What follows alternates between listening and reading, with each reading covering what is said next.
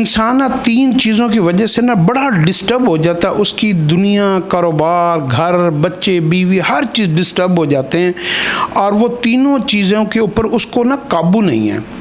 اور ان تینوں چیزوں سے بچنے کے لیے حضور صلی اللہ علیہ وسلم نے ہمیں ایک دعا بتائی ہے، اللہم انی اعوذ بک من منکرات الاخلاق والاعمال والاہواء۔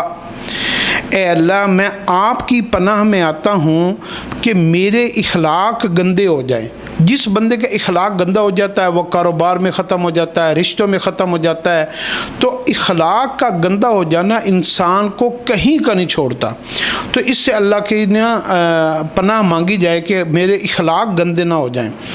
اللہم انی اعوذ بک من منکرات الاخلاق والاعمال، اور عمل بھی اتنے گندے ہو جائیں کہ میں کسی کو منہ دکھانے کے قابل نہ رہوں، والاہواء، اور یہ ہے کہ میری خواہشات جو ہے نا، یعنی مجھے نیکی کی خواہش ہی نہ رہیں، میں اچھا کھاؤں نہ، مجھے گند بند کھانے کا دل کرے، جیسے آج کل بچوں کا، ہمارے بڑے چھوٹے عورتوں کا، تو ہماری ساری خواہشات کیا ہو گئی ہیں؟ خواہشات کا رخ ہی غلط ہو گیا ہے، ہماری خواہشات ہی غلط ہو گئی ہیں۔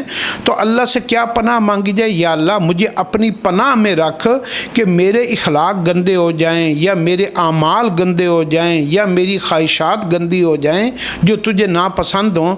تو اس کی دعا مانگا کریں، اللہم انی اعوذ بک من منکرات الاخلاق والاعمال والاہواء۔